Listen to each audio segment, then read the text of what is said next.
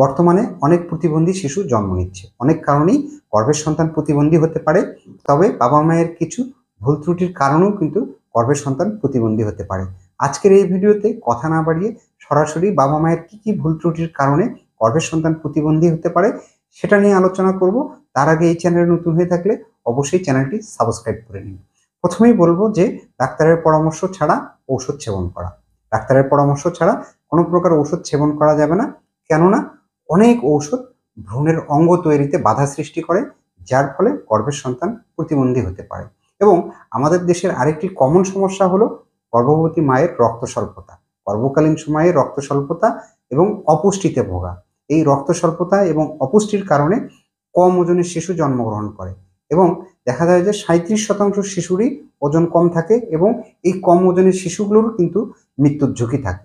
তাহলে এই বিষয়টি খেয়াল রাখতে হবে। এবং গর্ভবতী মা যদি প্রেগনেন্সির শুরুর দিকে বিশেষ করে প্রথম 3 মাসের মধ্যে বড় কোনো রোগে আক্রান্ত হয়ে থাকেন, যেমন আপনার যক্ষ্মা, ম্যালেরিয়া, চিকেন পক্স, মামস এবং এইডস এবং এছাড়াও আরও কিছু ভাইরাল ডিজিজে আক্রান্ত হয়ে থাকেন, সেক্ষেত্রে গর্ভের সন্তানের উপরে প্রভাব পড়ে এবং গর্ভের সন্তান শারীরিক বা মানসিক প্রতিবন্ধী হতে পারে। এছাড়াও গর্ভবতী মায়ের কিছু অসুখের কারণেও কিন্তু গর্ভের সন্তানের উপরে প্রভাব পড়ে, যেমন ডায়াবেটিস, উচ্চ রক্তচাপ, থাইরয়েডের রোগ এবং কিডনি রোগের কারণেও কিন্তু গর্ভের সন্তানের উপর প্রভাব পড়ে। আপনার গর্ভের সন্তান শারীরিক এবং মানসিক প্রতিবন্ধী হওয়ার সম্ভাবনা থাকে। এবং আরেকটি গুরুত্বপূর্ণ বিষয় বলে রাখি, সেটি হলো কম বয়সে গর্ভধারণ এবং 35 বছর বয়সের পরে সন্তান নেওয়া। তাহলে কম বয়সেও বাচ্চা নেওয়া যাবে না এবং 35 বছর বয়সের পরেও বাচ্চা নিলে গর্ভের সন্তান প্রতিবন্ধী হওয়ার সম্ভাবনা থাকে। তাহলে এই বিষয়গুলো মেনে চলতে হবে। এবং যাদের খিঁচুনি রোগ থাকে বা গর্ভকালীন সময়ে ঘন ঘন খিঁচুনি হয় এবং গর্ভকালীন সময়ে যদি কোনো কারণে শরীরে অক্সিজেন স্বল্পতা হয়, সেই ক্ষেত্রেও কিন্তু গর্ভের সন্তানের উপর প্রভাব পড়ে। গর্ভের সন্তান শারীরিক বা মানসিক প্রতিবন্ধী হতে পারে।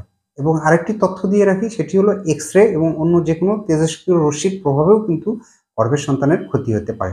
এই বিষয়গুলো আপনাকে খেয়াল রাখতে হবে। এবং আরেকটি গুরুত্বপূর্ণ বিষয় হলো রক্তের গ্রুপ। রক্তের গ্রুপের RH ফ্যাক্টর যদি মায়ের পজিটিভ হয়, বাবার নেগেটিভ হয়, সেই ক্ষেত্রে কিন্তু গর্ভের শিশু মস্তিষ্কের ত্রুটি নিয়ে জন্মগ্রহণ করতে পারে। তাহলে এই প্রত্যেকটি বিষয়ের জন্যই কিন্তু বাবা মা দায়ী। এই বিষয়গুলো আপনাকে খেয়াল রাখতে হবে। এবং সবচেয়ে গুরুত্বপূর্ণ বিষয় হলো প্রেগনেন্সির শুরু থেকে একদম শেষ পর্যন্ত সন্তান প্রসব হওয়া পর্যন্ত একজন চিকিৎসকের পরামর্শ অনুযায়ী প্রয়োজনীয় পরীক্ষা নিরীক্ষাগুলো করে দেখা এবং শেষ পর্যন্ত চিকিৎসকের পরামর্শ অনুযায়ী চলা। কেননা আপনি যদি গর্ভকালীন শুরুর দিক থেকে চিকিৎসকের পরামর্শ অনুযায়ী চলেন, আপনার ডায়াবেটিস আছে কিনা বা গর্ভকালীন সময়ে আপনার ডায়াবেটিস হচ্ছে কিনা, আপনার ব্লাড প্রেশারটা বাড়তেছে কিনা, থাইরয়েডের রোগ আছে কিনা এবং আপনার রক্তের হিমোগ্লোবিনের পরিমাণ ঠিক আছে কিনা, এই সবগুলো জিনিস কিন্তু নিয়মিত চেক আপ করা যায়, যার ফলে গর্ভবতী মা এবং গর্ভের শিশুর ক্ষতি হওয়ার সম্ভাবনা থাকে না।